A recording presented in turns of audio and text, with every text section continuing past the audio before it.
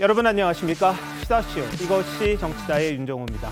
지금 국회에서는 이른바 고발 사주 논란과 관련해서 핵심 당사자로 지목된 김웅 국민의힘 의원 사무실에 대한 공수처의 압수수색이 진행되고 있습니다. 지난번에 하다가 중단이 됐었는데요. 재개가 된 겁니다. 이런 가운데 이 사건 제보자인 조승은 씨, 이 사건을 박지원 국정원장과 상의했다는 의혹이 제기가 됐습니다. 이 파장이 계속 커질 것 같은데요. 전문가들과 바로 한번 짚어보도록 하겠습니다. 어서 오십시오. 안녕하세요. 네, 이른바 고발 사주 의혹.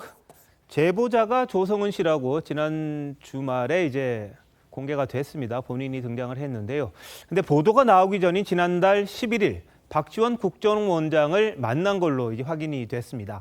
야당에선 박 원장과 무슨 일이 있었느냐, 배우설 아니냐 이렇게 이야기를 하고 있습니다만 여당에서는 황당한 물타기다 이렇게 반박하고 있습니다. 먼저 관련 화면으로 준비했습니다. 제일 먼저 제보했다고 하는 사람 여러분 전부 다 알고 계시죠? 제보자가 누군지를 알게 되면은 매우 충격적인 그런 이유들과 제보의 목적이나 이런 것들에 대해서도 충분히 알 수 있을 것이다.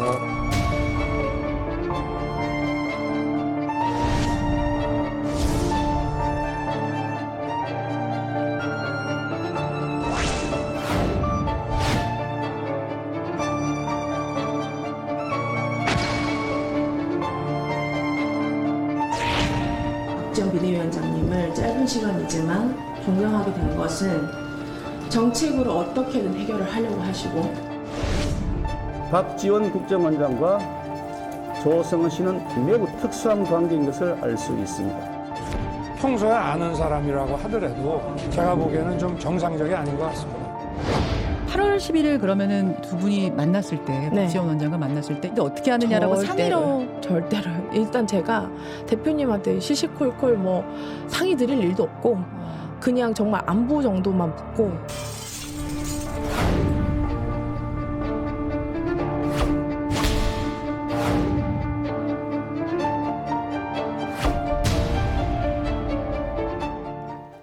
네, 조성은 씨가 어제 SBS에 출연해서 보도된 내용이 논란이 됩니다. 뭐냐 하면 사실 9월 2일이라는 날짜는 우리 원장님이나 제가 원했던 거나 제가 배려받아서 상의했던 날짜가 아니거든요. 이렇게 말을 했습니다. 우리 원장님이 바로 박지원 원장을 이야기하는 거예요. 자신이 원했던 시간, 날짜가 아니다. 배려받은 게 아니다. 그 마치 박 원장과 뭔가 이렇게 도모를 했다는 느낌이 나는 말을 한 겁니다. 그 뒤에는 또 박 원장과는 관련이 없다 이렇게도 이야기를 하는데 이게 논란이 됐습니다. 이 부분은 SBS 뉴스에서는 나가지 않았고요. 인터넷판에서만 30분짜리 분량, 인터뷰 분량, 총이 모든 게 들어있는데 거기에 등장하는 내용이거든요. 자, 최병욱 편집장님. 어떻게 보십니까, 이 부분은? 글쎄, 제가 그렇지 않아도 그게 이제 30분짜리가 여러 군데 돌아다녀요, 예. 인터넷에. 그래서 처음부터 끝까지 들어봤는데 여하튼 충분히 오해를 할 만한 발언을 했다. 네. 근데 그 발언을 하자마자 앵커가 그걸 수습을 하더라고요. 이게 결국은 그러면 박지원 원장과 그 문제를 상의하지는 않았다는 얘기죠. 이렇게 하니까 그제서야 이제 조성은 씨가 그렇죠라고 이제 거기에 그 맞장구를 쳐가면서 이게 그 쭉 전개가 이루어지는데 네. 여하튼 저 발언을 보면 어차피 조성은 씨가 얘기를 한 거 아니겠습니까? 그렇다면은 적어도 이제 이게 첫 제보로 캡처 화면을 보냈다는 것이 7월 21일이고 네. 첫 보도는 9월 2일이란 말이죠. 예. 그런데 8월 11일이면 그 중간에 있어요. 그 중간에는 저희가 그냥 짐작해 보건대는 조성은 씨가 이제 아마 그 뉴스버스 측과 이걸 이제 언제 보도하느냐 뭐 또는 보도를 해야 되느냐 말아야 되느냐는 문제 가지고 굉장히 그 많이 이런 말 저런 말들을 주고받았을 가능성이 높고 네. 그 시점에는 조성은 씨의 머릿속에는 온통 그 생각뿐이었을 텐데 국정원장을 평소 잘 알던 국정원장을 만나서 자, 그 자리에서 그 얘기를 안 했다. 저는 그렇게 믿어지진 않아요. 그래서 사실은 어제 SBS에 나왔다는 그 보도가 예. 저는 오히려 사실과 부합할 가능성이 대단히 많다. 우리가 이제 객관적인 사실들을 놓고 뭐 이렇게 합리적으로 추론을 하는 거 아니겠습니까? 네네. 그리고 본인이 얘기를 했고 원장님이나 제가 원했던 날짜가 있었다는 얘기잖아요. 저 얘기는. 있었다는 얘기인데 그 날짜가 아니었다. 9월 2일이. 이런 얘기가 되는 것이기 때문에 네. 그런 점에서 본다면 충분히 의혹을 살 만한 행동을 8월 11일 날 박지원 국정원장도 했고 저 조성은 씨를 만난 것 자체가 그다음에 그와 관련해서 조성은 씨가 어제 SBS에 나와서 또 관련 발언을 한 것도 네. 여전히 그 의혹을 다시 더 증폭시키는 역할을 네. 했다 이렇게 봅니다. 자, 김준일 대표는 어떻게 보세요? 일단 제가 오늘 1시간 정도 인터뷰를 했습니다. 김현정의 뉴스쇼 끝나고 네. 그 유튜브 방송에서 1시간 예. 정도 인터뷰를 하고 차를 마시면서 한 1시간 정도 더 얘기를 했거든요. 네. 아마 제일 길게 얘기한 사람이 아닌가 그렇게 생각이 드는데 일단 좀 뭐 이런 표현이 적절할지 모르겠는데 정신이 좀 나가 있습니다. 그러니까 지금 잠을 거의 못 자고 아, 예. 이렇게 언론 뭐 하루에도 저랑 얘기를 하면서도 40통, 50통씩 전화가 왔는데 다 안 그렇겠죠. 받았어요. 그러니까 예. 이제 약간 뭐라고 횡설수설이라고 하긴 그렇고 이렇게 정돈돼서 말을 좀 이렇게 못하는 경향이 있어요. 그래서 그 앞에 이제 박지원 원장 얘기가 쭉 나오다가 네. 이제 질문이 들어오면서 그게 툭 이제 박지원 원장이 이제 딱 들어간 것으로 보여요. 다만 최병무 편집장님이 얘기했던 가능성을 저는 100% 배제하지는 않습니다. 예, 예. 그 가능성을 완전히 배제할 수는 없지만은 좀 실수에 더 가깝지 않을까 이렇게 보는 게 합리적인 게 왜냐하면은 당시 조성은 씨가 이를테면 뉴스버스하고 이미 실랑이가 있었대요. 언제 보도할 것이냐에 대해서. 근데 정치권 인사인 박지원 원장한테 그거를 상의하면 이게 유출될 가능성이 더 있기 때문에 그거에 대해서는 조금 유보적으로 나는 말을 할 수 있는 상황이 아니었다라는 해명을 했거든요. 그 네. 부분은 좀 믿어줄 수도 있지 않을까 보여집니다. 알겠습니다. 자, 김재원 최고위원님 어떻게 보세요? 근데 이제 사람들의 진심이 원래 무의식 중에 이렇게 나오는 것 아니겠습니까? 예, 예. 이게 말실수라고 하는데 말실수라고 하기에는 그 전후 사정이 너무나 명백하게 이야기를 해요. 잘 보면 9월 2일이라는 날짜는 우리 원장님이나 제가 원했던 거나 제가 배려받아서 상의했던 날짜가 아니다. 즉 원장님하고 제가 원했던 날짜도 있고 네. 그러니까 그건 뭐 너무 늦다든가 예를 들어 그때까지 하면 안 되고 최소한 이 정도는 해야 되지 않느냐. 그래서 그러면 뭐 그 정도까지는 뭐 어떻게 합시다라고 상의를 해서 그걸 저를 배려했던 날짜였다. 근데 이진동 기자가 하여튼 그 기자가 치자해서 그냥 들어갔다는 이야기지 않습니까? 이것을 실수로 할 수 있을까요, 과연? 보통 다른 말, 예를 들어, 저는 우리 원장님하고 이 이야기를 하지 않았습니다. 우리 원장님은 윤석열 검찰총장하고도 잘 알기 때문에 제가 이야기하면 오히려 누설될 수 있잖아요. 이런 이야기는 네네. 가장해서 자신의 그 어떤 입장을 두둔하기 위해서 이야기할 수 있지만, 이야기하다가 사실 9월 2일이라는 날짜가 우리 원장님이나 제가 원했거나 배려받아서 상의했던 날짜가 아니고 그냥 훅 치고 들어갔어요. 뭐 그렇게 이야기하는 것이 가장 그 부지불식간에 나온 진실에 가깝다고 봅니다. 저는 이렇기 때문에 이 사안 자체가 분명히 박지원 국정원장과 우리 조성은 씨가 상의를 했고 그 과정에서 날짜까지 정해서 예. 언제 이 사안을 치고 나가자. 그래서 윤석열 후보에게 치명적인 타격을 주자라고 네. 상의를 해서 이 사건이 시작이 되었다고 보고요. 특히 그 이번에 증거 자료가 되었던 그 조성원 씨의 그 스마트폰 캡처 사진이 바로 네. 8월 11일 날 국정원장을 만나기 전날 8월 10일 또 만난 다음 날 집중적으로 그 스캔이 됐거든요. 그것은 만나기 전날 그걸 보고 갖고 가서 보여주고 만난 다음에 이거보다 전체 다 뭐 해서 어떻게 하라 했으니까 또 스캔한 것 아니겠습니까? 그리고 아니 뭐 솔직히 말씀드려서 그 역사와의 대화라고 써놨잖아요. 역사와의 대화를 했다고 한 날 무슨 롯데호텔 그 모모야마라는 일식당 같은데 그 방에 들어가려면요. 국정원장이 그 방에 들어가려면 하루 전에 보안 조치를 다 해야 돼요. 네네. 말하자면 도청 방지 장치를 다 전파 쏘는 것까지 해야 되는 그런 중요한 어떤 장치를 하고 중요한 보안 장치를 하고 들어가서 그 둘이서 이야기를 하는 장면인데 거기서 사담만 했다는 게 믿어지시겠습니까? 그러니까 이게 맞는 거예요. 알겠습니다.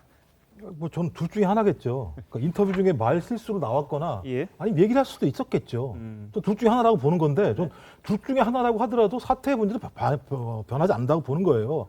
아니 기사와 얘기할 수 있는 것에서 둘이 만약에 이 부분들이 나중에 정치적 의도가 돼서 문제가 될 것 같으니까 서로 얘기를 안 했다고 얘기할지언정 7월 21일 날 이미 제보를 한 거잖아요. 8월 달 만난 거랑 상관없이. 제보가 진행됐으면은 예를 들면 뉴스버스가 이거 보도 안 했겠습니까? 둘이 얘기해서 안 한다고? 핵심은 이 손준성 검사가 김웅 의원에게 전달을 했냐 안 했느냐, 그러니까 손 검사가 작성했냐 안 했냐의 여부인 거예요. 그러니까 이 논의는 다 사라져버리고 국정원장과 만났으니까 둘이 얘기를 했겠지.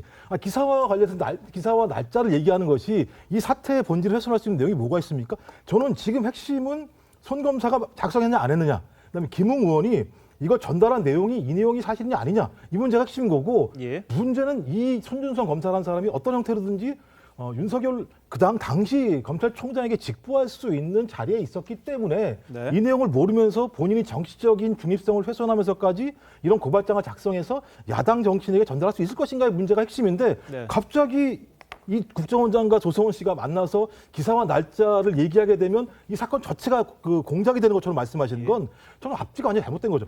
후자가 문제가 되는 건 제기할 수 있어요. 당연히 왜 국정원장이 정치 개입하지 안 하기로 해놓고 조성은 씨 만나서 이런 얘기 했냐, 이건 도의적으로 얘기할 수 있어요. 하지만 이걸 했다고 해서 이 사태의 본질 자체가 바뀐다? 저는 그래서 제가 볼 땐 이건 야당이나 일부 언론에서 물타기 하는 거다, 저렇게 볼 수밖에 없다는 생각이 들어요. 그게 지금 그냥 간단하게 말씀하시는데 국정원법상 정치 개입죄가 있어요. 7년 이하의 징역, 10년 이하의 자격정지에 처하게 되어 있는데, 그 정치 개입죄는 어떤 내용이냐면 국정원장부터 시작해서 국정원 직원이 직위를 이용해서 특정 정치인에 대해서 반대 의사를 표시하고 유포시키는 것, 그게 바로 정치 개입죄거든요. 그러면 국정원장이 지금 이 사안 자체를 검토를 하고 이걸 보도하게 하라든가, 또는 보도를 할 때 어떤 내용으로 취재에 응하라든가 그런 내용의 이야기를 했다면, 이것은 정보기관장이 직접 정치 일선의 대통령 후보, 특히 야당 제1의 그 지지율을 얻고 있는 대통령 후보에 대한 정치 공작이 분명한 거예요. 그리고 그것은 그 앞의 사건이 뭐 옳고 그르고 그 문제를 넘어서는 문제라는 것이죠. 지금 자꾸 저는 그렇게 생각합니다. 손준성 검사가 김웅 의원에게 전달했던 아니든 그것은 지금 곧 밝혀지리라고 봅니다. 그런데 그 사안과 별도로 이 사안은 국기를 흔들 수 있는 중요한 사안이라고 생각해요. 근데 자꾸 이 문제를 이야기하는 것이 잘못되었다고 이야기하는 것은 정말 아직까지도 우리나라 국정원의 역할이라든가 국정원장의 정치적 중립을 지금 도모해야 되고, 더 나아가서 이 사건이 어떻게 시작이 되고 끝이 어떻게 되는지를 정확하게 살펴보면 얼마나 엄중한지 몰라요. 한 가지만 말씀드리자면, 뉴스버스에 처음에 취재를 할 때 그때 김웅 의원이 뭐라고 했나 하면 윤석열 총장과는 관계없다 그랬거든요. 근데 그 이야기를 쏙 빼고 윤석열 검찰 고발 사주예요. 그리고 윤석열이 이 고발을 사주한 것처럼 만들어서 윤석열을 끌고 갔고 공수처가 나타나서 윤석열을 피의자로 입건해버린 사건이거든요. 그럼 이게 정치 공작이 아니고 뭡니까? 그러면 만약에 윤석열이 관여한 것을 찾아내지 못한다면 이건 처음부터 정치 공작에 의해서 윤석열을 죽이려고 국가기관이 총동원된 거예요. 알겠습니다. 그러니까 제 말씀은 뭐냐면 또 오해를 하시는 건데, 두 개를 별건으로 받는다고 말씀을 드리는 거예요. 그러니까 이 사건이 앞에 있는 본질을 공작한 게 아니라는 거고요. 말씀하신 것처럼 국정원장이 그런 것 갖다 공작을 했다면 수사해서 처벌하면 되는 거예요. 알겠습니다. 근데 문제는 지금 말씀하시는 내용들이 야당에서 얘기하는 건 이 사건이 앞에 사건을 공작한 것처럼 말씀하시면 이건 서로 연동되니까 따로따로 하셔라. 증거가 있다면 국정원장이 조성은 씨와 만나서 그 얘기를 했다면 증거를 확인해서 법에 따라서 좀 처벌하면 된다고 생각하는데, 이 두 가지를 섞게 되면 사태가 이상해지니까 저는 두 개를 나눠서 말씀하시라는 알겠습니다. 그런데 이 부분 국정원장과 조성은 씨와의 관계, 이게 지금 밝혀져야 될 부분 중에 하나고요. 지금 또 김웅 의원과 손준성 검사와의 관계, 그리고 이거 어디까지 갔느냐, 그것도 또 밝혀져야 될 부분입니다. 양쪽 다 아직까지 실체에 대해서는 정확하게 접근을 하지 못하고 있는데, 다만 조성은 씨가 국정원장과는 별 이야기 안 했다고 그랬는데 우리 원장님과 내가 원했던 이런 식의 이야기를 하다 보니까 이게 오해의 소지가 있고 논란이 되는 겁니다. 특히 이진동 기자가 치자 이런 식으로 결정을 했던 날짜다 이렇게 이야기를 했고요. 그래서 제가 사고라고 표현을 했다. 그러니까 본인이 원하는 날짜 안 갔으니까 이게 사고처럼 기사가 나간 셈이 된다 이렇게 이야기를 했는데, 조성은 씨 이야기 한번 들어보죠. 밤사이에 이상한 말꼬리 잡기식 내용들이 있었다 이런 주장인데요. 보시죠. 9월 2일이란 날짜는 우리 원장님이나 제가 원하거나 배려받아서 상의했던 날짜가 아니다. 이렇게 좀 또렷하게 말씀을 하셔서. 그러니까 계속 그 날짜에 아니면 이 보도에 관해서 어떤 뭐 공작이 있었다. 막 이런 취지로 계속 이제 주장을 하잖아요. 근데 보도뿐만 아니라 내용 자체도 상의한 바가 없는데, 보도 시점에 대해서는 뭐 왜 하필 이때냐라고 하면, 저는 9월 1일 제가 정한 것도 아니고, 만약 이진동 기자가 10월 달에 정했으면 10월이 됐을 거고, 그러면 12월이면 12월이었을 있고 제가 그냥 이제 뭐 이렇게 저기 인터뷰하는 과정에서 그냥 얼떨결에 나왔던 그 표현이다 이런 말씀이신 거죠? 그 취지가? 얼떨결이기도 하고 네. 앞단의 문장들이 이제 계속 이제 박지원 원장님과의 관계를 여쭸던 내용들이었기 때문에 이제 이거를 붙여서 자꾸 해석을 하시려고 하는데 저는 불필요한 공방에 대해서 대응하지 않으려고 합니다. 네, 자 말꼬리 잡기식이다 이렇게 이야기를 했는데 정우기 의원님 어떻게 들으셨어요? 글쎄 마치 또 어떤 느낌이냐면 저는 저 여성 정치인에 대해서는 몰라요. 그런데 그 월간 조선인 줄 알고 읽다 보니까 썬데이 서울인 것 같다는 그런 아주 이상한 느낌을 주는 그러한 지금 상황까지 온 게 아닌가. 혹시 그 보셨는지 모르겠지만 그 미국 드라마 중에요. 스캔들이라는 드라마가 있거든요. 근데 그 스캔들보다도 더 극적인 요소들이 너무나 많이 있어서 지금 그 논란이 되고 있는 것 같은데요. 8월 10일이 아마 그 북한이 소위 그 남북 간의 통신선을 단절한 날인데요.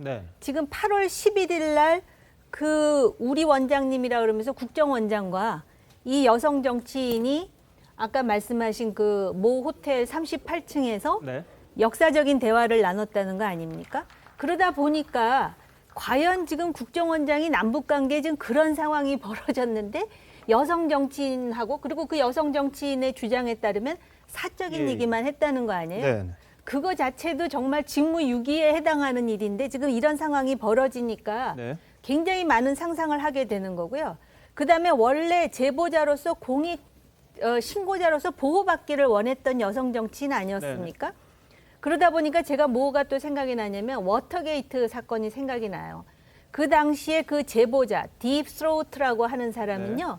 33년 동안이나 아무도 몰랐습니다.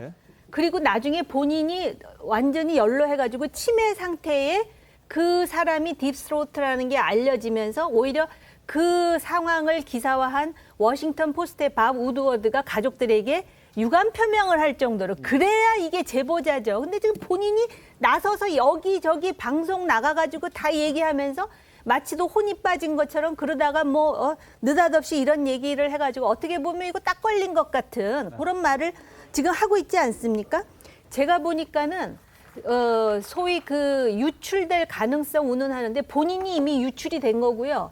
그리고 앞으로 나와서 무슨 얘기를 할 때마다 마치 또 뭔가를 질질 흘리듯이 지금 이런 상황이 나올 거라고 생각을 하고 저 역시 이 사건의 본질은 과연 고발장을 누가 만들었는가라고 생각을 해요. 왜냐하면은 지금 그 4개월 후에 소위 그 국민의힘의 전신인 미래통합당에서 고발을 했는데 내용이 상당히 유사하다는 주장까지 나오기 때문에 그런데 지금 국민의힘 내부에서 누구도 고발장을 썼다는 사람이 아직은 나오지 않고 있는 상황이니까 본질은 그건데 실제로 왜 이 상황에 국정원장이라는 그 인물이 등장함으로써 많은 혼란과 오해와 그다음에 의심을 증폭하게 하느냐. 또 우리가 이런 일을 한두 번 겪은 게 아니지 않습니까? 선거 때마다. 알겠습니다. 자, 그런데 고발장 쓴 분은 있어요. 고발장을 쓴 분은 있는데 이제 그 4월 8일자 그러니까 예를 들면은 그 최강욱 의원과 관련된 그런 부분에 쓴 건 있는데 그 쓰셨다는 분도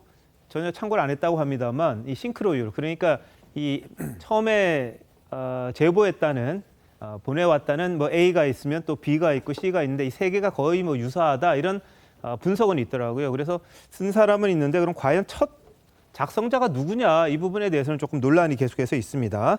자, 그런데 박 원장과의 사전 조율설에 대해서 조성은 씨는 어떤 요소에서라도 자기는 누구 말을 잘 듣거나 상의하지 않는 스타일이다 뭐 이렇게 또 설명을 했습니다. 윤석열 캠프 입장까지 같이 들어보시죠. 조성은 씨 말 그대로라면 정치 공작을 공모한 겁니다. 제보 사주 의혹 이렇게 불러도 무리는 아닐 겁니다. 8월 11일 그러면은 두 분이 만났을 때 박지원 원장과 만났을 때 어떻게 하느냐라고 상의로 절대로 일단 제가 대표님한테 시시콜콜 뭐 상의 드릴 일도 없고 정말 안부 정도만 묻고 일단 제가 누구 말을 잘 듣거나 상의를 하지 않는 성격입니다. 저는 범죄 사실에 대해서 말을 하려고 나왔고요. 손준성 검사의 이제 이 전달 문건이 도대체 왜 작성됐는지, 총장은 어떤 일까지 이제 인지를 하고 있었는지, 조작, 뭐 공작 이런 말도 안 되는 소리를 하지 마시고 그냥 그 사실에 대해서 정확하게 말씀만 하시면 된다고 생각합니다. 예, 시시콜콜 상의 안 한다 이렇게 이야기를 했습니다만 박지원 원장은 아주 수양딸처럼 생각했다 또 이렇게 이야기를 하더라고요. 어떻게 보세요? 아니 뿐만 아니고 지금까지 여러 군데에서 그 박지원 원장과 만났다는 흔적들이 굉장히 많이 나오고 있습니다. 네. 왜 그러냐면 그 조성은 씨가 페이스북을 하잖아요. 그 페이스북에 박지원 원장이 수시로 무슨 댓글도 달고 본인이 또 뭐 여기가 어디다 뭐 그리고 네. 사진 찍어서 올리고 뭐 이런 것들만 이렇게 다 종합해봐도 전화했다는 거 빼고 예. 그런 것만 해도 굉장히 여러 차례예요. 아니 그러면 현직 국정원장이 얼마나 한가하길래 저 여성 정치인과 수시로 그 페이스북에 들어가서 댓글 달고 뭐 어디로 불러서 만나고 뭐 이렇게 했다는 이 자체가 정말 뭔가를 상의 안 한다고 한다면 더욱더 의심스러운 장면이에요. 그렇지 않겠습니까? 그래서 저는 박지원 원장이든 물론 해명이라고 지금 했지만 그 해명을 우리가 다 믿을 거는 아니고요. 예. 이제 자꾸 본질 얘기를 하는데 본질은요. 손준성 검사가 이 고발장을 썼느냐 안 썼느냐는 것보다 더 본질적인 문제가 있습니다. 그거는 윤석열 당시 검찰총장이 지시를 했느냐는 문제예요. 그런데 지시했느냐는 건 지금 뉴스버스가 여러 번 후속 보도를 했지만 거기에 정황 증거 외에는 제시한 게 없어요. 예. 그렇지 않습니까? 뭐 손준성 검사는 이 고발장을 지금 쓰지 않았다고 하고 있고 그다음에 윤석열 전 총장 물론이고 그러면은 결국 윤석열 전 총장과 손준성 당시 수사정보정책관이 굉장히 그 총장의 눈과 귀다라고 할 정도로 가깝다고 하는데 실제 그 사람은 추미애 장관이 그 자리에 인사를 한 사람이고 이제 윤석열 고립 인사의 일환이었지 않습니까? 이런 것들 정황들을 보면 오히려 윤석열 전 총장을 여기에 끌어들인 것이 조금 이상하리만치 돼가고 있는 거예요. 이 장면에서 지금 이제 박지원 국정원장이 등장을 했단 말이죠. 그런데 거기다가 본인이 지금 SBS 인터뷰에서 저렇게 얘기를 한 거니까 우리가 본인이 얘기한 부분을 토대로 해서 얘기를 해야지 다른 상상력 동원하는 건 곤란한 거 아닌가요? 알겠습니다. 자, 지금요 조성은 씨와 박지원 원장과의 뭐 여러 가지 만남이라든지 전화 그리고 뭐 SNS상에 주고받았던 글들 이런 것들이 또 논란의 소지를 제공을 하고는 있습니다만 뉴스버스 측과 조성은 씨도 약간의 갈등 관계가 생겼습니다. 왜냐? 이진동 기자가 치자구에서 했던 날이다 그랬더니 뉴스버스 측에서는 대단히 유감이다 이렇게 반발을 했거든요. 한번 보시죠. 뭐 정당인도 아니고 계속 이제 한 주 전에도 자료 달라고 하면 새벽 2시까지 막 뒤에 찾아오고 막 이런 뉴스버스가. 예, 이걸로도 우리 기사 쓸 수 있어. 그러니까 이런 태도였던 거예요, 사실. 그러니까 저는 매우 불쾌했죠. 저는 애초부터 그 내용을 얘기를 했을 때 굉장히 심각한 사건인 거를 인지를 하고 이거 내가 감당이 안 된다. 추가 취재를 해오던지 이 대안만으로 나 보도할 생각 전혀 없다. 적어도 싸울 수 있는 때 아니면 내가 이걸 감당할 수 있는 일 좀 정리를 해놓고 그때 좀 할 수 있게끔 좀 배려를 해달라. 제가 왜 지금 이 순간은 안 되는지도 따로 이제 거의 사업 설명회도 했다니까요. 9월 1일 날 밤 10시 반인가요? 전화를 이미 김웅 의원한테 통화를 하고 저한테 기사 8개 준비해놨는데 미안해요. 예, 자 저렇게 이야기한 데 대해서 이 치자, 이진동 기자가 치자라고 해서 했던 날이 그날이다 이렇게 말을 했죠. 거기에 대해서 뉴스버스 측은 이렇게 이야기했습니다. 마치 이 발행인이 직접 그런 말을 하고 누군가를 겨냥한 행태의 취재 보도를 한 것처럼 비칠 소지가 있는 발언, 대단히 유감이다. 조성은 씨가 취재원이지만 뉴스버스 탐사 보도의 순수성을 훼손 내지 오염시키는 행위에 대해서는 적절한 대응 조치를 강구해 나가겠다. 이렇게 또 이야기를 했습니다. 다시 말해서 뉴스버스 측에서는 누구를 친다 이런 의미가 아니라 공정한 후보 검증의 차원에서 이 보도를 하는 거다. 이런 점들을 좀 강조하려고 하는 것 같습니다.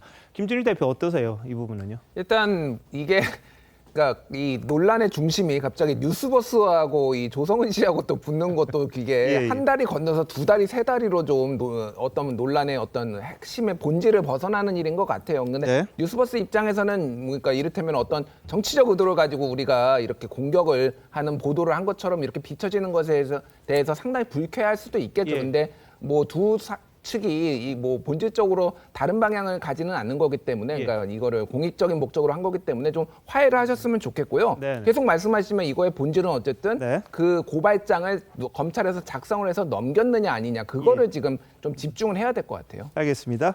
박지원 원장 오늘 연합뉴스와 통화해서 이렇게 이야기했습니다. 야당이 헛다리 짚는 거다. 수사해보면 나온다. 이렇게 이야기했고요.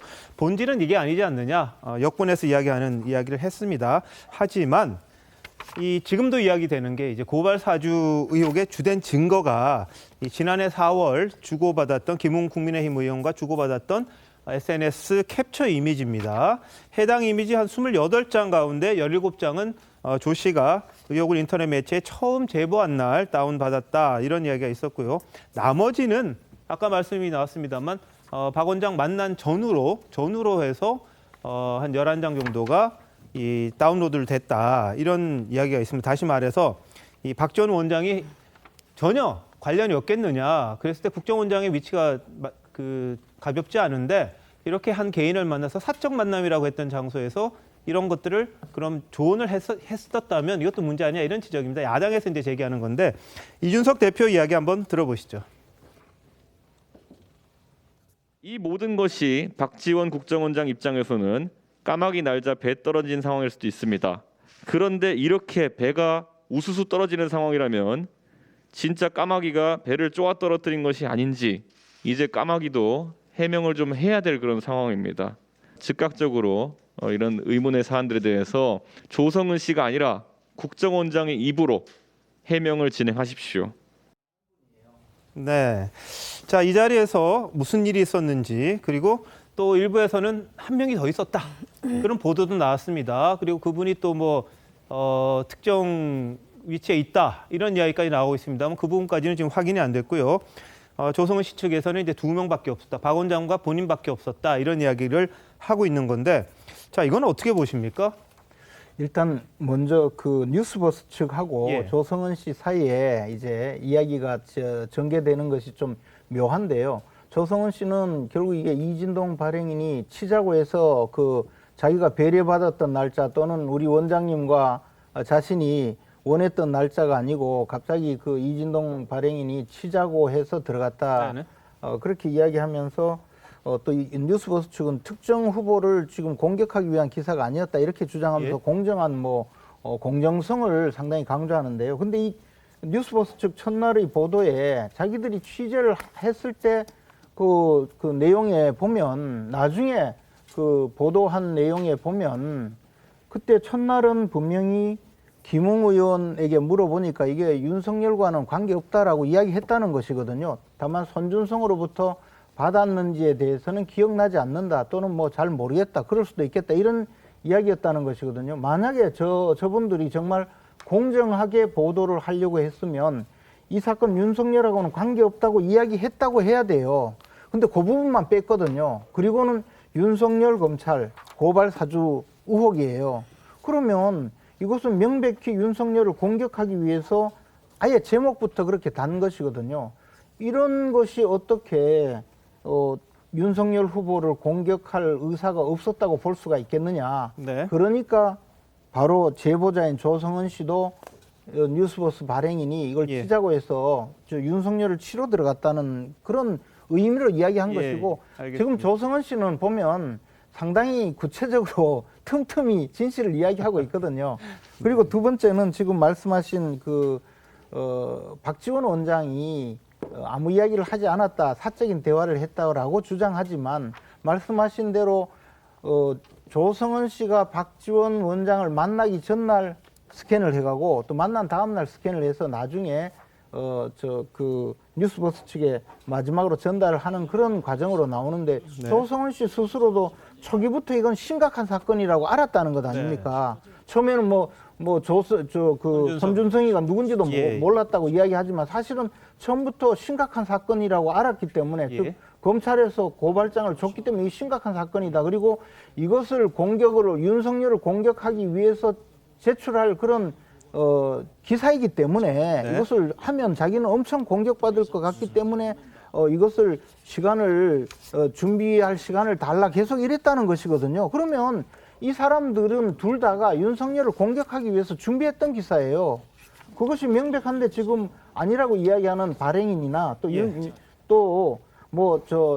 이게 손준성이 검사인 줄도 몰랐다, 우연히 보도가 된 사고였다 이렇게 이야기하는 게 다 새빨간 거짓말이라는 거죠. 네, 이게 거짓말인지 아닌지는 이제 또 진실이 밝혀봐야 되는 거니까 이 김재원 최고위원 보시기에는 사실관계가 좀 안 맞다 이렇게 보실 수도 있습니다만. 아니 한 가지만 더 말씀드리자면요. 박지원 원장은 이게 헛다리 짚었다 이런 주장을 하시는데 그래서 수사하면 밝힌다는 예. 것이거든요. 우리 당에서도 그래서 정식으로 국정원장을 이 정치관여죄 그리고 예. 조성은 씨에 대해서도 이 국정원법 위반의 공범으로 예. 고발을 할 것을 적극적으로 지금 검토 중에 있습니다. 알겠습니다. 이미 윤석열 캠프 측에서는 박 원장과 조 씨 그리고 롯데호텔에 뭐 한 명 더 있었다 이런 말이 있습니다. 그 세 명을 국정원법, 공직선거법, 정보통신망법 위반 혐의로 공수처에 고발을 했는데요. 윤석열 전 총장은 여기에 대해서 뭐라고 이야기했는지 한번 들어보시죠. 박지원 원장과 뭐 상의된 부분이 아니었다 이런 식의 얘기를 해서 그건 뭐 여러분도 다 아시잖아요. 저는 저에 대한 정치 공작을 함께 상의하고 논의했다는 얘기 아닙니까? 뭐 저뿐 아니라 그걸 바라본 모든 국민들이 그렇게 생각하실 것 같은데. 조성은 씨는 만남에 동석자가 없다고 주장을 하시는데 어떤 근거로 성명 불상자를 고발 대상에 포함시켰는지. 저도 당과 캠프에서 들었는데 그 자리에 동석자가 있다고 합니다. 그리고 그걸 거의 확인한 사람들도 있다고 하고 그래서 여러 가지 방법을 사용을 하면은 동석자의 신원이 특정되지 않겠냐 해서 고발장에 동석자도 넣었다고 그런 얘기를 저도 들었습니다. 자세한 건 저도 그건 잘 모르겠습니다. 네, 동석자가 있다는 정보 들었고 그래서 같이 고소장에 같이 넣었다 이렇게 이야기를 하고 있습니다. 어떻게 보셨습니까? 뭐 저는 이건 상황이 밝혀져야 될 문제인데요. 제가 볼 때는 어느 일방은 그게 그거라고 얘기하고 어느 일방이 아니라고 얘기하는 상황이기 때문에 예. 증거는 제가 볼 때 아무도 없어요. 그냥 네. 추정인 거고 이 안경으로 보면 그 색깔로 보이는 것 같다는 느낌이 많이 드는데 마침 손준성 검사가 인지 아닌지 모르더라도 그 고발장에 나와 있는 사안 이름만 보면 중대한 사안이죠. 실질적으로. 야권에 있는 정치인이 출마를 준비하면서 그 바쁜 와중에 고발장을 전달했는데 거기에 나오는 사람들이 줄줄이 13명이 그런 사람이라고 얘기한다면 누가 뭐라고 그래도 중대한 사안인 거죠. 그러니까 본인이 그 고발장을 고발하는 일까지 못 갔다 측면이 분명히 있었던 거고요. 또 하나는 뉴스버스도 마찬가지입니다만 이런 사안의 제보가 왔으면 당연히 그것을 공개하는 게 원칙인 거죠. 언론의 기본적인 사명 아니겠습니까? 네. 어떤 의혹이 있습니다. 언론사가 모든 정보를 다 확인해가지고 그것을 제출할 필요는 없는 거죠. 그런 의혹이 있으면 제기하는 거고 제기된 의혹이 근거가 있다고 얘기하면 수사기관이 수사를 해서 거기서 밝히면 되는 거라는 생각이 드는 건데 일단 실체는 있는 거잖아요. 여하간 김웅 의원님 뭔가 받았고 본인이 내용은 기억을 안 납니다만 전달을 했다는 거고 전달을 받은 사람은 그 고발장을 지금 제보해서 그 고발장이 나와 있는 상황인 거고 그러다 그런 내용들이 나와 있으면 거기서 당연히 그 근거가 있으면 조사를 해서 조사한 만큼 안에 사안이 아니라면 거기에 대해서 조치를 취하면 되는 거라는 생각이 드는데 전 더 문제가요. 앞으로 대한민국에서 공익제보 할 수가 없어요. 아니 김웅 의원은 누군지 안다라고 얘기해버리죠. 그다음에 제일 야당의 여론조사 1위 하시는 부분은 숨지 말라고 얘기하죠. 온갖 공격을 하죠. 그럼 약자들은 앞으로 발언하지 말라는 얘기죠. 결론적으로. 저는 이 정도면 좀 너무 과도하다. 그러니까 아무것도 근거가 없이 얘기한다면 저는 그것은 이렇게 얘기할 수 있어요. 근데 뭐 캠프에서 무슨 정치적 수양딸, 그다음에 낭인 이런 얘기를 하는 건 좀 정도가 좀 심하다. 적어도 저 정도 얘기하려면 명확한 증거를 가지고 있어야 돼. 그리고 둘이 만났다고 해서 무슨 얘기를 나눴는지 증거가 없으면 그것을 우리가 범죄로 인정할 수 있습니까? 제가 볼 때 그냥 추정일 뿐이기 때문에 전 제가 볼 때 추정을 가지고 모든 공작의 원인으로 얘기하는 것 저는 둘 다 마찬가지입니다만 뉴스버스의 내용이든 아니면 국정원장 조성은 씨 만남이든 수사기관이 이것을 수사해서 근거가 나오면 그 근거에 따라서 처벌을 받으면 된다고 생각을 합니다. 네, 그 공익 제보와 관련해 가지고요. 사실은 정치권에서 굉장히 소문이 돌고 있었을 때도 불구하고 그 이름을 공개하지 않았었어요. 본인이 나온 거예요, 본인이. 그렇지 않습니까? 그러면서 윤석열 후보자의 발언을 듣고 참을 수가 없어서 나왔다 그러면서 본인이 나왔기 때문에 지금 그 부분은 본인이 감당할 몫이라고 생각을 하고요. 저는 이런 부분이 궁금해요. 말씀하셨듯이 그 손준성 보냄의 진실을 확인하는 게 매우 중요하겠죠. 긴지 아닌지. 그런데 박지원 국정원장이 왜 이 대목에서 이렇게 회자가 되는 것일까? 박지원 하면 우리가 가지고 있는 인식이 있어요. 정치 감각이라든지 역량이라든지. 제가 볼 때 이 양반이 그러면 감이 떨어진 건가? 여기서 왜 8월 11일에 사적인 만남을 갖습니까? 난 그게 정말 이해할 수가 없는 데다가 그 조성은이라는 정치인이 뭐라 그러냐면은 역사와 대화한다 그랬던가 뭐 그런 얘기를 했는데 사적인 대화를 보통 우리가 역사와 대화한다 그럽니까? 그렇기 때문에 합리적으로 의심하는 거예요. 네네. 합리적으로. 자, 그런 박전- 부분을 예, 예. 말씀드리는 겁니다. 박지원 원장이 뭐 역사일 수도 있죠. 정치적으로 아주 거물이다 보니까 뭐 그런 생각을 했을 수도 있겠습니다만 이 사태가 이 국민의힘 당내 경선에도 좀 여파가 있을 것 같습니다. 왜냐하면 윤석열 전 검찰총장과 최재형 전 감사원장이 만나는 계기를 만들어줬기 때문인데요. 한번 보시죠. 국정원장이라는 직분에 비춰서 평소에 아는 사람이라고 하더라도 국정원장이라는 그 지위에 가게 되면은 제가 보기에는 좀 정상적이 아닌 것 같습니다. 국가 최고 정보기관의 수장의 수상한 만남도 한 점의 의혹도 남김없이 철저히 규명되어야 합니다. 결코 좌시하지 않겠습니다. 예, 어떨까요? 최재형 원장은 처음엔 좀 공격을 하다가 지금 같이 손을 잡는 듯한 느낌인데. 글쎄요, 아니 이제 국민의힘의 위기다 뭐 이런 걸 아마 최재형 전 원장이 지금 판단하고 있는 것으로 보이고요. 뭐 당내 이제 그 주자들에 따라서는 서로 입장이 좀 다르죠. 오히려 이거를 약간 그 본인의 유리한 쪽으로 해석하고 있는 주자도 있는 것 같고, 최재형 전 원장은 본인의 이미지에 걸맞게 이거는 야권의 경선 후보들이 공동 대응해야 할 문제다 이렇게 판단을 하고 있는 것으로 보이고요. 그런 점에서 본다면 조금 그 국민의힘 지지자들 입장에서 보면 아마 최재형 전 원장, 최재형 후보의 저런 태도가 훨씬 더 인상에 깊이 남지 않을까 하는 생각을 하게 됩니다. 알겠습니다. 자, 이번 사안 두고요. 정치권에서는 2002년 대선을 떠올립니다. 이른바 김대엽의 폭로, 병풍 사건, 이것과 유사한 구조다 이런 얘기도 나오는데요. 관련 목소리 한번 들어보시겠습니다. 어느 대선 후보에 대한 이제 병역 문제가 대두가 됐을 때 과연 이거를 이야기를 해야 되느냐 말아야 되느냐 망설이다가 이야기를 했는데 그 부분이 아마 어떤 대선에서 어느 한쪽이 이제 불리하고 유리하고 좌우를 많이 하게 된 거죠. 어쨌든 저쨌든 제가 원인이 됐고 또 이해창 그 당시 후보께서는 낙선했습니다. 진짜 마음 깊이 그분한테 사죄를 드립니다. 인간적으로 죄송스럽고. 국민들이 20년 전에 김대엽 사건이나 기안건설 사건 같이 그렇게 허무맹랑한 일에 허물어지고 판단을 잘못하실 분들이 전 아니라고 생각합니다. 그리고 이런 정치 공작 제가 그렇게 무섭습니까? 박지원 게이트 실체 규명에 협조하지 않는다면 이것은 민주당 스스로 이번 사건이 정치 공작을 위한 제2의 김대엽 사건임을 자백하는 것이나 다름없음을 명심하기 바랍니다. 예, 그때 당시가 아주 생생하게 기억이 나는데요. 어떻게 보십니까? 김전체 의원님의 생각은 어떻고 우리 김준일 대표 생각 같이 한번 좀 들어봤으면 좋겠는데. 이제 좀 다르다고 주장할 수가 있어요. 왜냐하면 그 김대엽 사건은 나중에 완전 거짓말로 밝혀졌거든요. 그런데 지금 이 사건은 어쨌든 손준성 검사가 김웅 의원에게 파일을 전달했을 가능성도 있어요.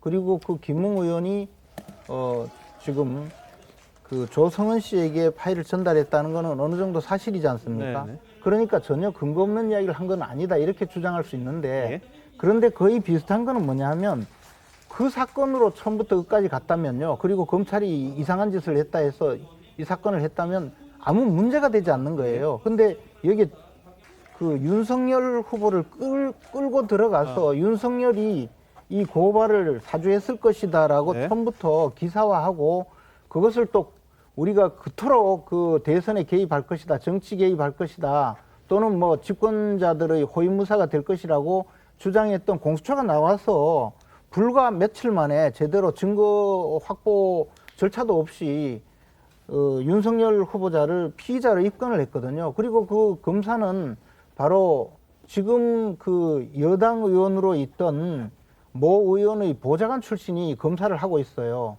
이런 상황 전체가 보면 이것이 결국에는 정치 공작을 위해서 윤석열을 끌어넣기 위해서 이 사건을 만들어갔다고 볼 수밖에 없는 것이거든요. 그리고 그 과정에 박지원 원장이 등장했거든요. 이 박지원 원장은 또 공교롭게도 김대엽 사건이 일어났을 때는 그때 당시에 대통령 비서실장이었어요. 그러니까 이게 지금 이분이 왜 이렇게 자꾸 등장하는지 모르겠어요. 그러니까 저걸 뭐 무조건 지금 이 사건은 실체가 있는 것이고 그때는 실체가 없다 이렇게 이야기하지만 그때는 우리가 보기에 훨씬 더 실체가 있는 사건으로 보였어요. 네네. 기안건설 뭐 20만 달러 받았다는 거는 증인까지 나타나서 이야기하고 실제로 서른 의원은 감옥 갈 각오하고 그 거짓말을 터뜨려서 감옥 갔거든요. 그렇게 해서 선거를 조작했지 않습니까? 이 사건도 마찬가지라는 거죠. 알겠습니다. 당시에 병적부 공개하면서 그때 그 굉장히 허술한 게 많아가지고 사람들이 좀 믿을 법하게 그렇게 나왔던 적이 있었습니다. 당시에는요. 지금도 허술한 거는 마찬가지예요. 예, 김 대표님 어떻게 보세요? 일단 그거 두 개는 좀 많이 다르죠. 사실은. 그러니까 말씀하셨지만은 지금은 이제 명백하게 어떤 증거와 증인이 있기 때문에 그거에 대해서 지금 검찰과 공수처가 다시 감찰과 지금 수사를 벌이고 있잖아요. 그래서 그것처럼 질질 늘어지는 것도 아니고 지금 뭐 명백하게 진행이 되고 있으니까 좀 더 지켜볼 필요가 있고 이거는 또 어찌됐든 뭐 옛날에는 그러니까 민주당 계열이나 뭐 국민의힘 당 쪽에 있었지만 지금 뭐 당시에 미래통합당 내부에 있었던 분이 있잖아요. 그러니까 내부 고발이고 이거에 대해서 공익성이 있어요. 그리고 계속 이제 공작을 말씀하시는데 이거는 지난해 4월달에 있었던 거고 박지원 국정원장은 지난해 7월에 있었던 거고 지금 6월달에 만나서 7월달에 이제 이거를 해야 되겠다는 결심을 한 거거든요. 그러니까 이거 자체를 다 계속 말씀하지만 이거 앞에 단은 모두 다 공작으로 지금 말씀하시는 거는 좀 이거는 좀 많이 나가신 거다 이렇게 말씀드릴 수밖에 없을 것 같아요. 알겠습니다. 야권에서는 이제 박지원 원장과 조성은 씨 매우 특수한 관계다. 장제원 의원이 이제 정치적 수양딸과 다름없다 이런 표현을 이제 장제원 의원이 썼습니다. 하지만 여권에서는 엉터리 삼류 정치 소설을 쓰고 있다 이렇게 이야기했어요. 또 지금 김준일 대표 이야기했듯이 추미애 전 장관은 임명했던 것과 이 사건이 일어났던 것 지난해 4월, 지난해 7월 차이가 있는데 무슨 소리냐 이렇게 이야기했습니다만 이 조성은 씨와 박지원 원장 2016년 국민의당 시절로 인연이 시작이 됩니다. 보시죠. 박지원 위원장이 인선한 11명의 비대위원에 대해서 최고위원회 의결을 거쳐서 박지원 비대위원장이 임명하신 것으로 조성은 청년 여성을 대표합니다. 박지원 비대위원장님을 짧은 시간이지만 존경하게 된 것은 정책으로 어떻게든 해결을 하려고 하시고 정치로 어떻게든 해결을 하고자 하시기 때문입니다. 네, 이번 사태에 대해서 중차대한 국정직책을 맡으신 분을 사건에 휩쓸리겠다, 송구하다는 말씀밖에 드릴 내용이 없다 이렇게 이야기했습니다만 이 각종 보도들이 본인의 이제 SNS를 통해서 좀 하나씩 드러났습니다. 특히 지난 2월이었습니다. 설 연휴 마지막 날 일요일이었는데 2월 14일인데 국정원장 공관에서 만난 게 또 확인이 됐어요. 한 전직 의원은 이제 국민의당 출신 전 의원들 공관으로 초대했는데 조 씨가 같이 왔었다. 그러면서 이제 조 씨의 SNS를 보면 5시간 동안의 뭐 이야기, 우리 머리 위에 있었다, 뭐 이런 이야기, 머리 꼭대기에 계시던데 이런 이야기를 쭉 좀 썼습니다. 그 부분. 그러니까 이게 굉장히 가까운 사이 아니냐, 뭐 이런 이야기가 나올 수밖에 없는 상황인데요. 어떻게 보셨어요? 아니 왜냐하면 국민의당에서 이제 안철수 대표와 박지원 이제 지금 원장이죠. 원장이 이렇게 대립할 때가 있었어요. 그때 조성은 씨는 그 박지원 원장 편이었어요. 그래서 사실은 지금 뭐 박지원 대표님 어쩌고 이렇게 얘기를 하는 거예요. 그러니까 그때부터 상당히 밀접하게, 왜냐면 그때 뭐 비대위원으로 있었으니까 그때부터 밀접한 관계를 맺어왔던 것 같고, 그 관계가 그 이후에 그 서로 이제 떨어져 있어가면서도 계속 유지가 됐다. 이런 점에서 이제 그 두 사람과의 관계가 정말 뭐 정치적 소양딸이냐 아니면 어떤 다른 관계냐 뭐 이런 것들이 이제 여러 가지 상상을 하게 되고, 그게 지금까지 이어져 온 거 아니겠어요. 그래서 이제 조성은 씨가 이제 처음에 박원순 캠프에 들어가서부터 여러 이당 저당의 이 정치적 역경을 겪어요. 근데 국민의당에 가서 이제 박지원 전 의원을 만나서 지금까지 이렇게 쭉 연결되고, 그다음에 뭐 몇 차례 이제 현직 국정원장이 있어가면서도 이제 만나고, 뭐 심지어는 전직 의원들을 국정원장 공관에 초청하는데도 전직 의원도 아니잖아요. 그런데 그 자리에 가서 뭐 5시간 넘게 이런저런 대화를 하고 뭐 이런 것들이 이제 이거와 이렇게 오버랩되면서, 그런데 더군다나 또 보도와 그 첫 제보 사이인 8월 11일 날 만난 것까지도 이렇게 확인이 되니까, 그걸 합리적으로 우리가 관측하고 뭔가 분석을 하려면 당연히 그 8월 11일에 이런 것이 있었던 것 아니냐라고 지적을 하고, 더군다나 그 부분에서 본인들이 해명을 하더라도 끊임없이 거기에 대해서 의문을 갖는 거는 당연하다는 거죠. 본인들이 저질러 놓은 일이에요. 알겠습니다. 그 조금 아까 그 조성은 씨가 찍은 것으로 보이는 사진이 잠깐 나왔는데요. 저기가 네. 국정원장 공간이 맞거든요. 예. 그리고 저기는 국가 1급 안보 시설이기 때문에 네. 사진 촬영이 금지되어 있습니다. 원래 그렇죠. 네. 그런데 저런 데서 마음대로 사진을 찍고 그것을 올릴 정도라면 우리가 상식적으로 이해할 수 없는 그런 일이 벌어지고 있는 거예요. 예. 국정원장 공간은 청와대와 동일한 그 보안 시설이거든요. 예. 그렇게 해서 그 경호 수준도 국가원수와 동일한 경호가 있게 되고요. 저 자리에서 사진 찍는 것은 대통령 관저에서 사진 찍는 거하고 똑같은 정도의 그 보안인데 저렇게 특권을 누리면서 그 서로 간에 교류가 있었다는 것이고 아니 국정원장이 얼마나 바쁜 분인데 5시간씩 그 이야기를 합니까? 그리고 또 더한 것은요. 그날 그 뭐 5시간 동안 이야기했고 머리 꼭대기에 앉아 있더라. 그 쉽게 말해서 정치 사찰 그 자료를 모두 다 갖고 있기 때문에 당신이 정치인들 전체의 약점을 다 잡고 있는 것 아니냐 이렇게 느껴질 정도의 이야기를 서로 주고받는 것이거든요. 그리고 그 외의 페이스북에 남들이 보는 공간에서 서로 댓글 단 걸 보면요. 이것은 뭐 수양 따르기 아니라 정말 가까운 사이구나라고 느껴질 수밖에 없는 일이거든요. 그리고 가장 자신의 엄마 일생일대 가장 그 크게 고민했을 그런 시기에 더군다나 이 건으로 스캔을 해가지고 만났다면 스캔을 한 다음 날 만났다면 이 이야기를 상의하고 언제 그 보도를 할 것이며 보도를 할 때 취재는 어떤 식으로 응하고 그렇게 해서 윤석열 후보를 어떻게 공격할 것이며 그 이야기를 하지 않았다고 이야기하는 것이 그것이 상식에 맞지 않죠. 알겠습니다. 그러니까 제가 볼 때 계속 대본은 없는데 지금 만난 거 하나 가지고 앞뒤를 다 맞추는 거예요. 이렇게 말씀하시면 다 저도 충분히 얘기할 수 있죠. 저 같은 경우도 1999년도에 국정원장의 초대로 가서 홀에 가서 밥 먹은 적 있어요. 3시간 넘게 얘기했어요. 사진도 찍었어요. 단체적으로 단체 사진을 찍었어요. 거기서 오만 얘기들을 해요. 하지만 중대한 얘기는 못해요. 20명이 모여서 얼마나 중대한 얘기를 하겠습니까? 그리고 페이스북에다가 개인적인 사적인 글을 쓴 거 가지고 언론에서 막 공격을 하기 시작하면 제가 볼 때는 프라이버시를 가지고 와서 그것들을 정치적으로 해석하는 거 아니겠습니까? 근데 페이스북에 댓글 간 내용 가지고 이 사건에 대해서 어떤 내용들을 추정한다라고 얘기하게 되면 어떤 수사기관이 이 내용 가지고 저것을 갖다가 수사 검증 증거로 삼을 수 있을 것인가라는 전 고민도 분명히 있는 거고요. 예를 들면 그런 거죠. 이준석 당대표가 과거에 김종인 비대위원장하고 아주 친한 사이고 많이 정치를 배워서 가끔 전화하는 거예요. 저희 본인 얘기하잖아요. 중요한 일이 있으면 항상 응원합니다. 걱정하지 마십시오. 저는 그 정도의 관계인데 계속 말씀드린 게 뭐냐면 둘 간의 관계에서 어떤 명확한 증거가 나오면 저는 여야를 떠나서 그런 걸 가지고 공격하는 게 좀 맞다고 말씀을 드립니다. 다른 건 아니에요. 미국에서요. 전문직 채용할 때 있지 않습니까? 요새는 그 SNS 내용도 제출하라 그래요. 그렇죠. 그게 왜 그러냐면은 그 사람이 어떻게 살아왔는지를 정확하게 보여줘요. 조금 전에 왜 김대엽 사건하고 비교하면서 뭐가 공통점이고 뭐가 다르냐 그러는데 바로 이 SNS라는 것이 아마 차이점이 아닐까라는 생각이 들거든요. 그러니까 제가 어떤 면에서 보면 지금 가장 그 곤혹스러운 당사자가 바로 박지원 국정원장이 아닐까. 왜냐하면은 어찌됐든 그동안에 박지원 원장이 이렇게 정치적으로 어떤 일을 해내는 거 보면 빈틈이 없었는데 모르겠습니다. 이 사건과 관련해서 저 여성 정치인의 저런 일련의 행보 때문에 소위 요새 많은 사람들이 얘기하는 티키타카가 안 되고 있어요. 그런데다가 정치적 수양딸 참 듣기 거북해요. 왜냐하면은 정말 그 가만히 보면은 그 여성 정치인들이 나올 때마다 누구의 정치적 수양딸 그러는데 정치적 수양 아들이 있다는 소리는 제가 못 들어봤어요. 이런 부분도 상당히 우리가 좀 곱씹어 볼 부분이고요. 바로 이러한 그 논란 자체가 지금 우리가 얘기하고자 하는 뭐 고발 조작 논란이라고 하는 그 사건의 신뢰성을 지금 많이 떨어뜨리고 있다라는 거.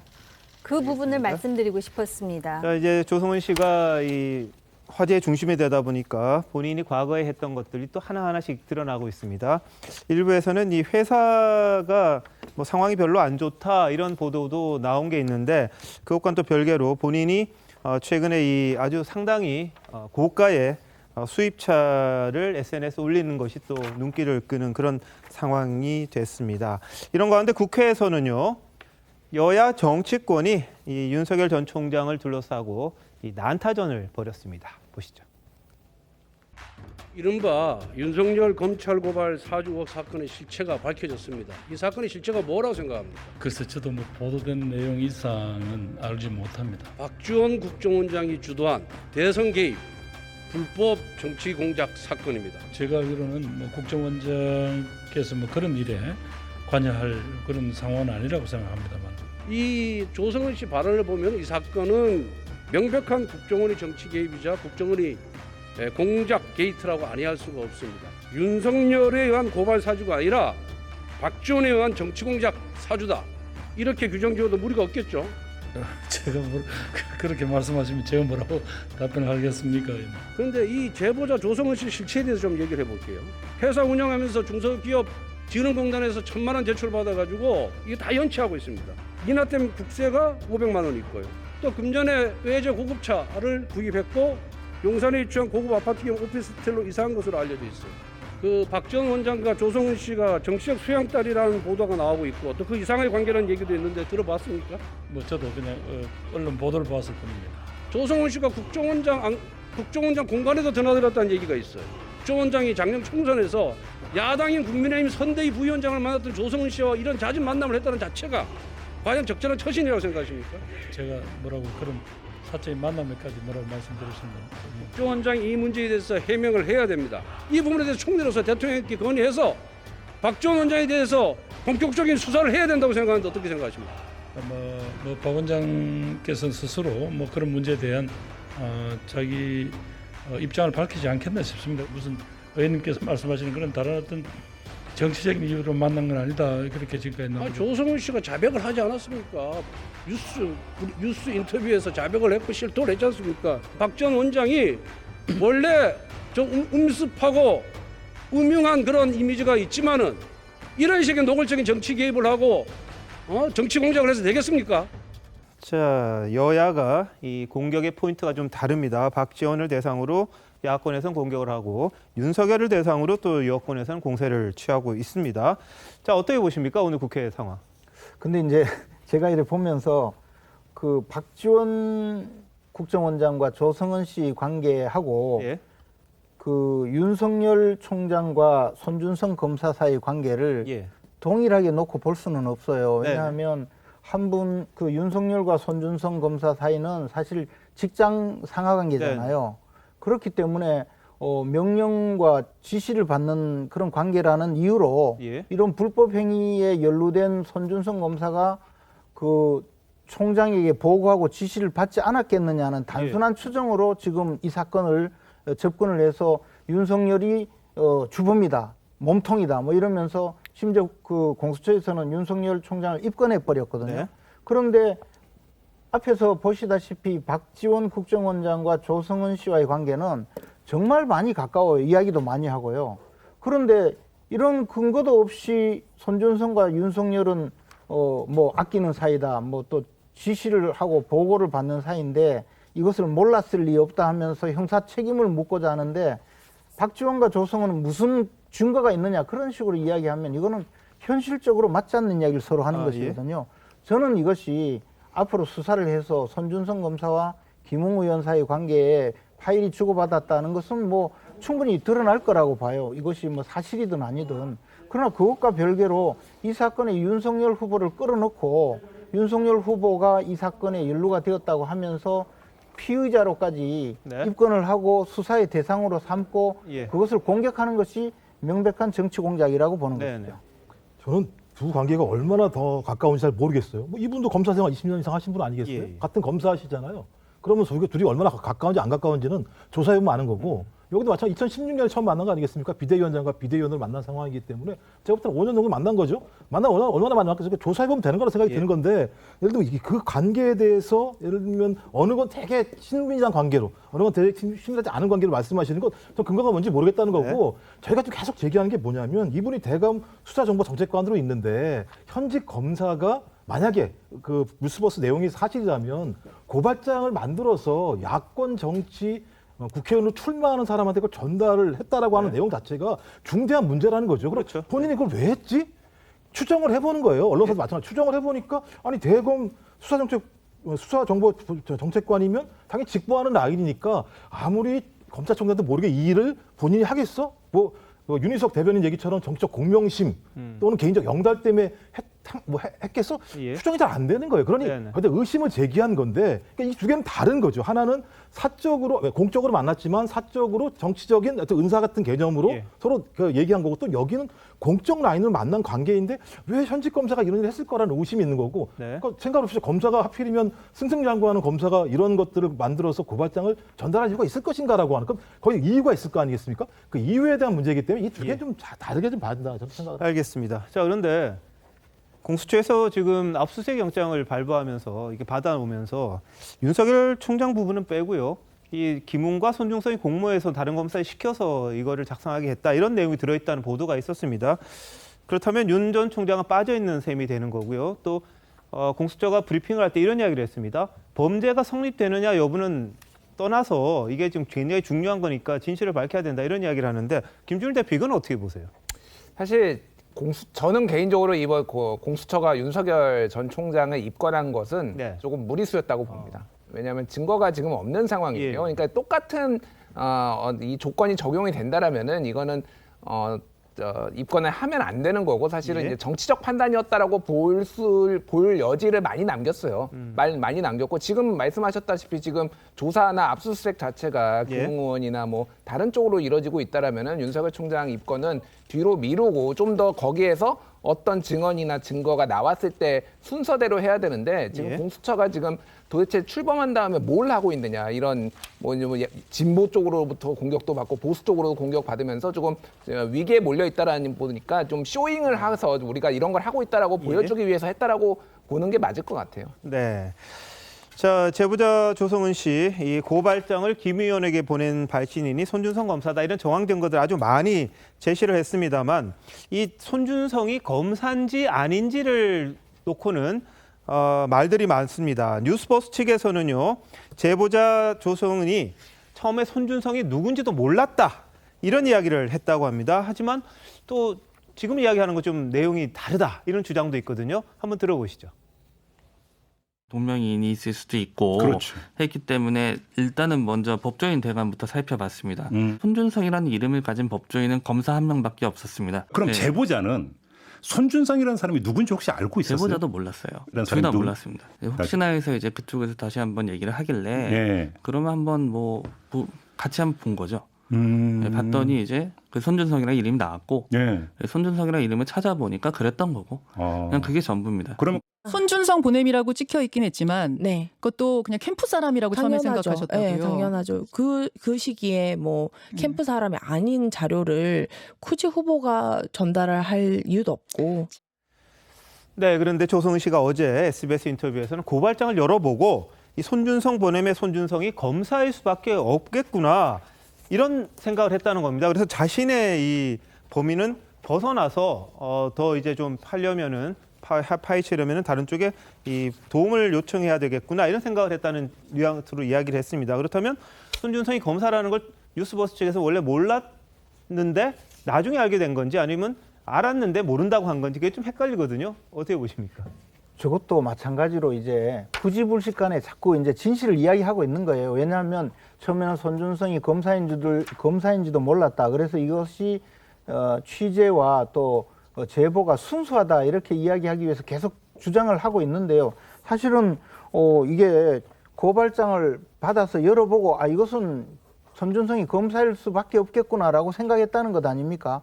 그랬고 고발인이 고발장을 쓴 사람이 손준성 검사이기 때문에 그 사람을 찾아보고 이걸 윤석열이라는 후보를 압박하기 위해서 또는 끄집어내리기 위해서 이 취재를 했고 기사를 썼다는 그것이 너무 명백해지니까 그것을 숨기기 위해서 자꾸 거짓말하다 보니까 나중에는 이런 또 다른 이야기는 또 진실이 나오는 거예요. 저는 결국에는 이 보도 자체가 목적성 있는 보도이고 그것을 보도하게 만드는데 박지원 원장이 중대하게 개입했다는 것을 숨기기 위해서 하다가 보니까 자꾸 저런 이상한 이야기를 하는 듯이 하면서 진실을 누설하고 있다고 보고 있습니다. 알겠습니다. 자, 그 부분은 뭐 진실이 밝혀져야지 거짓말인지 아닌지 알 수 있는 부분이고요. 다만 조성은 씨가 지난해 11월에 이 SNS에 대검 수사정보정책관실에 재판부 이른바 사찰 문건 이 작성 기사를 링크하면서 굉장히 강한 비판을 했다는 겁니다. 그때 이제 손준성 이름이 실명으로 좀 나왔던 상황이니까 몰랐다는 게 좀 아니지 않겠느냐 이런 지적도 하고 있지만 본인은 나중에 이제 알게 됐다 이런 취지로 이야기를 하고 있습니다. 자, 오늘 압수수색이 지금 진행이 되고 있습니다. 김웅 의원의 PC를 압수수색할 때 이 키워드 검색과 관련해서 좀 논란이 있었습니다. 야권에서는요, 이 별건 수사 의혹을 또 제기를 했는데 공수처에서는 적법 절차에 따른 거다 이렇게 이야기를 했죠. 자, 관련한 녹취 한번 들어보시죠. 이게 제가 들어오면서 중단된 상태에서 키워드 검색이 된 부분인데 조국과 재수 그다음에 오수 정경심 교수 이야기가 나오고 있고 추미애 압수수색 범죄 사실과 관련된 부분만 압수수색에서 나가야 되는 것은 당연한 적법 절차 원칙인데 이렇게 전혀 상관도 없는 조국 정경심 추미애 그리고 별도의 사람, 즉 등장하지도 않는 사람 이름을 키워드로 뽑아갔다라는 것 자체가 별건의 자료를 뽑아가기 위해서 의도적으로 준비를 하고 들어온 것이라 할 수 있습니다.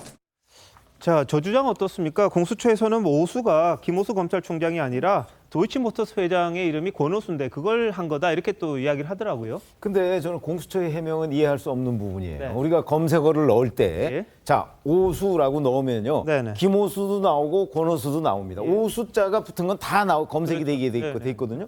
그렇기 때문에 굉장히 많은 게 나올 거예요. 그러니까 물론 본인들의 의도가 김오수 검찰총장을 검색하기 위한 게 아니었다라고 생각할 수는 있는데 그러려면 저기에다가 권오수를 쳐야 되는 거예요. 그러면 저는 공수처의 설명이 맞다고 봅니다.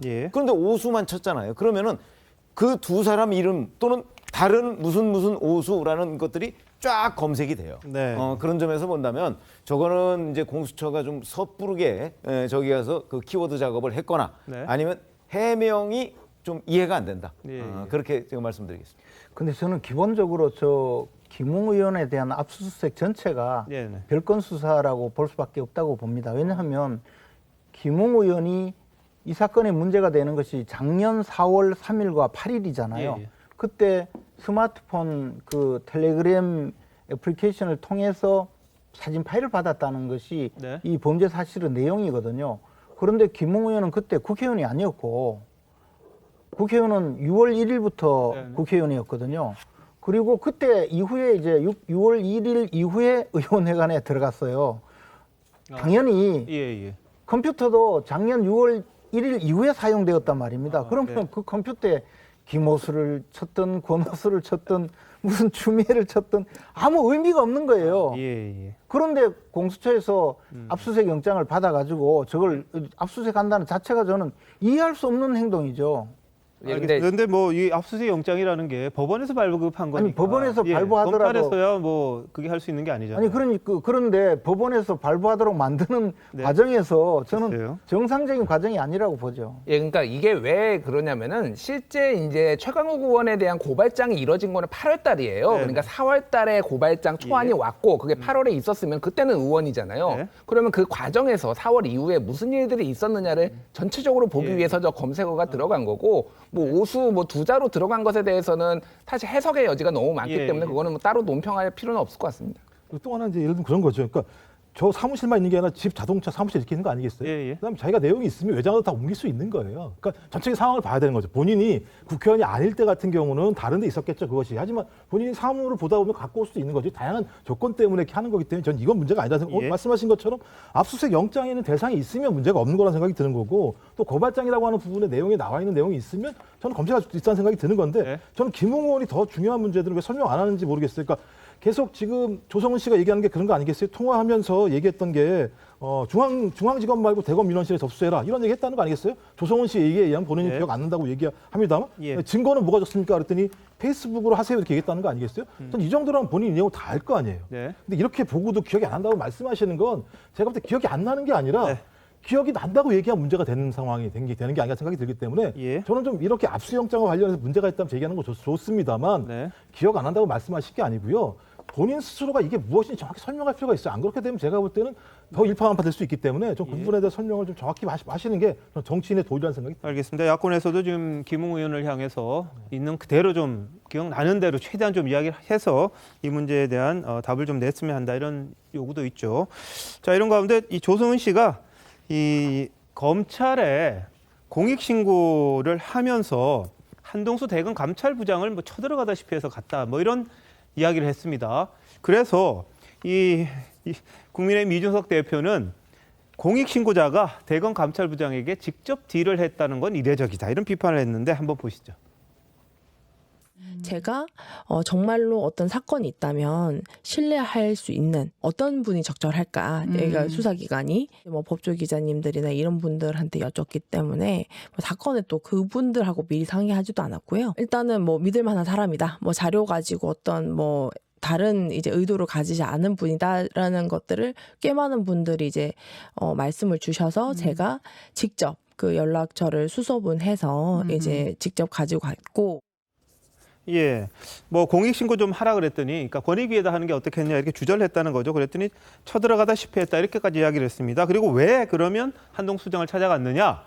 김호수 검찰총장은 조국 전 법무장관 때 차관을 했고 박범계 장관은 민주당 소속이어서 정치적 해석을 피하기 위해 대검 감찰부를 택했다 이렇게 또 설명을 했는데 여기에 대해서도 좀 논란이 있습니다. 어떻게 보십니까? 그러니까 무식한 거든지 아니면은 정말 아무것도 모르는 거든지 둘 중에 하나인데 특히 대검 감찰부장의 경우에는 원래 검사 출신이 아닌데 솔직히 그 정권과의 어떤 그런 밀착 관계 때문에 지금 감찰부장에서 연임까지 하는 거 아닙니까? 저는 언론을 통해서 그렇게 알고 있는데요. 그럼에도 불구하고 박범계 법무장관은 정치적이고 뭐 김호수 검찰총장은 어쩌고 저쩌고 그러는데 본인이 공익신고자로 지금 그 등록을 하는 상황에서 상당히 그 본인의 어떤 그 지위가 그 정도 레벨이라는 생각을 하게 된 동인이 뭘지가 오히려 궁금하거든요. 과거에 그 추미애 장관 아들과 관련해 가지고 당직 명이 그 공익신고자로 그 자기를 좀 올려달라고 하는데도 굉장히 고생을 한 것으로 알고 있는데 이런 식으로 자기가 뭐 쳐들어가다시피 그리고 그 사람은 상당히 그 신뢰가 가고 뭐 믿을 수 있는 사람이다라고 얘기하는 자체가 아니 본인이 무슨 그 판사와 관련한 그 판사 감찰과 관련한 이런 내용까지도 꼼꼼히 읽어보고 SNS에 글을 올리는 사람이 그런 식의 주장을 한다라는 것이 좀 앞뒤가 안 맞다라는 생각이 들고요. 한 가지만 더 말씀드리자면 저는 이 얘기가 이렇게 계속 개진되면서 좀 이상한 생각이 드는 게 과연 그러면은 조성은이라는 사람은 뉴스버스의 그 전혁수 기자와 얼마나 가깝길래 무심코 그 얘기가 나왔다 그러는데 그 부분도 상당히 어떻게 보면 아까 그 처음에 그 인터뷰하면서 뭐 원장님하고 제가 뭐 생각했던 날짜가 아니고 이것부터 시작해서 많은 의문을 제기할 수 있다 이런 생각이 들고요. 또 한 가지는 김웅 의원 있잖아요. 김웅 의원은 왜 이 조성은이라는 사람한테 이 정보를 전부 캡처를 해서 보냈을까? 그 부분도 상당히 이상해요. 알겠습니다. 자, 정 의원님 말씀하신 중에 이제 무자 식자 이거 뭐 방송에 좀 적절하지 않은 거니까 무지한 걸로 바꾸겠습니다. 예, 뭐 잘 몰랐다 이런 거 있을 수 있고요. 김웅 의원하고 이 조성은 씨는 같은 그 당시에 선거 캠프 관련해서 있었기 때문에 이게 뭐 같이 좀 전달할 수 있는 위치에 있었던 것 아닌가 싶습니다. 믿고 준 사람이 한 사람밖에 없다 이렇게 김웅 의원은 그렇게 이야기를 하고 있는 상황입니다. 아니 근데 기본적으로 일반 사람들이 대검 감찰부장의 전화번호 알기 어렵습니다. 잘 아시다시피. 기자들 통했다니까. 기자들 통했다니까. 아니 그러니까 기자들 통해더라도 감찰부까지 기자들이 취재 여간해서 안 하거든요. 그래서 감찰부장의 휴대전화를 알기가 쉽지 않고 그다음에 쳐들어가다시피 할 수 있는 장소가 아닙니다. 대검은. 가보신 분들은 다 아시겠지만. 그다음에 또 하나는 자 박범계 법무부 장관과 김호수 검찰총장은 적당하지가 않아서 한동수 감찰부장을 찾았다고 하는데 잘 아시다시피 최근에 한동수 감찰부장이 작년 말부터 소위 윤석열 전 검찰총장 그 징계 국면에서 굉장히 많은 기사들이 나왔어요. 어찌 보면 박범계 장관 못지않게 많은 기사가 나왔어요. 그런데 한동수 감찰부장은 뭔가 중립을 지킬 것 같아서 선택을 했다? 이런 그 설명 자체가 앞뒤가 맞지 않는 얘기예요. 아니 그러면은 누구를 찾아가야지 이게 정치적으로 논란이 안 됩니까? 그러니까 국민권익위원회를 권익위를 찾아가면 전현희 위원장이 있는 또 민주당이라고 또 네, 말씀하실 거고 누구든지 다 민주당 사람들이 있는 건데 이거를 문제 제기하는 것 자체가 좀 비본질적인 얘기예요. 그러니까 한동수 감찰부장이 그리고 이거와 관련해서 지금 감찰에 들어간 상황이기 때문에 가장 중립적으로 객관적으로 볼 수 있다라고 판단을 한 것이고 감찰부장 전화번호 얻기 어렵다고 하는데 저도 가지고 있습니다. 뭐 그게 그렇게 어려운 거 아니고요. 다 연락하면은 공익 제보한다는데 그러면 안 받겠습니까? 쳐들어가는 게 아니라 연락해서 다 들어갔겠죠. 알겠습니다. 근데 뭐 처음에는 권익위 좀 신고하라 그래서 주저하는 듯해서 본인 표현으로는 이제 쳐들어가듯이 했다 이렇게 이야기를 했는데 그와는 또 별개로요. 공수처에서는 미리 전화가 왔다고 합니다. 협조를 요청했다고 하고 공수처에서는 이미 조 씨에 대한 참고인 조사 마쳤고 뉴스버스가 해당 의혹을 보도한 2일 이후에 연락을 먼저 취해왔더라 이렇게 이야기를 합니다. 의견은 어떻게 보십니까? 뭐 저는 이제 공수처가 그러니까 좀 특이하긴 하죠. 전화까지 걸어서 공익제보 받을 때 얘기는 좀 이상하긴 합니다만, 근데 대상은 맞는 것 같아요. 왜냐하면 현직 검사죠. 그다음에 현직 국회의원이죠. 그다음에 의혹입니다만 전직 검찰총장이죠. 이런 대상이 있기 때문에 본인 대상은 맞는 거지만 공익제보자가 실제적으로 검찰에다가 공익제보가 필요하다고 본인이 요청을 했는데 공수처가 와서 이렇게 얘기했다라고 하는 건 아까 좀 우리 김 기자님께서 말씀하시는 것처럼 좀 공수처가 최근에 본인들의 위상 자체가 상당히 좀 흔들리기 때문에 이런 사건의 개입을 통해서 자기들의 공신력들을 얻으려고 한 측면이 분명히 있습니다만 저는 그렇다고 하더라도 공수처의 수사 대상 맞다라고 얘기하기 때문에 이것 가지고 우리가 뭐라고 하기는 좀 어렵다라는 생각이 들긴 합니다. 자, 이런 가운데 민주당 대선 후보죠. 정세균 후보가 전격 사퇴를 했습니다. 자, 이 추미애 후보에게 이 3위 자리를 내주면서 이 전격적으로 사퇴를 했는데, 자, 이 여파가 어떨지 좀 궁금한데요. 김준일 대표 어떻게 보세요? 일단 뭐 호남에 이제 기반을 두고 계신 분이기 때문에 아무래도 이낙연 후보에게 조금 더 도움이 되지 않을까 이렇게 보는데 지지율이 좀 많이 생각보다 너무 많이 좀 안 나왔어요. 그렇기 때문에 아무래도 정세균 후보가 좀 많이 좀 낙심한 것 같다. 그리고 하지만 대세 정말로 완전 판을 엎을 정도로 이게 영향을 줄 것이냐에 대해서는 아직은 좀 미지수고 호남 이제 있을 다음 추석 지나고 있을 호남 좀 경선을 봐야 될 것 같습니다. 자, 김종욱 대표, 김병욱 교수님 어떻습니까? 이게 지금 물러났으면 누굴 지원을 할 것 같습니까? 어떻습니까? 호남이 지금 굉장히 남아 있잖아요. 저는 그렇게 쉽지 않을 것 같고요. 그러니까 이제 본인의 정치적 고향이 호남인데 호남까지 갈 만큼의 자기가 종잣돈을 마련하지 못한 상황이기 때문에 고향민들한테 이 성적을 가지고 올라가서 나를 갖다가 선택해달라고 말하기에 본인 입장이 상당히 좀 어려웠을 거라는 생각이 분명히 들어요. 저는 그래서 가기 전에 이 상황들을 정리하는 것이 본인의 정치적 판단이라는 생각이 들기 때문에 존중받아야 된다고 생각을 합니다. 그 부분과 관련. 이낙연 후보에게 좀 유리할까요? 그래도 호남 출신인데. 뭐 기본적으로 제가 볼 때는 부분적으로 상당히 유리하겠습니다만 문제는 본인이 국회의원 사퇴 플러스 다른 뭔가를 보여줘야 되는데 이것이 플러스 된다면 이유가 있겠지만 지금의 상황 가지고는 반전하기엔 쉽지 않다 이런 생각이 듭니다. 그 어제 있었던 강원도 그 당원 대의원 투표에 사실은 정세균 후보 측이 굉장히 기대를 많이 했습니다. 왜냐하면 이광재 의원과 단일화를 하면서 이광재의 역할을 상당히 기대를 했는데 어제 사실 그 당원 대의원 표도 엄청나게 적게 얻었거든요. 거기서 더 충격을 받았다고 합니다. 그래서 이제 20만 명의 호남표가 어디로 갈지 스스로 사퇴하면서 조금 더 향배를 정해준 것 아닌가 생각합니다. 선거인단 있으십니까? 아니면 그만두셨습니까? 제가 투표했습니다. 하셨습니까? 네. 알겠습니다. 자, 더불어민주당의 경선 막바지로 가고 있습니다. 중간을 넘어섰고요. 이재명 후보의 대세론이 지금 이야기가 된다고 하는데 한번 지켜봐야겠죠? 잠시만요. 대한민국 이슈의 중심, 스타쇼 이것이 정치다. 여기까지입니다. 저희는 내일 다시 찾아뵙겠습니다. 고맙습니다.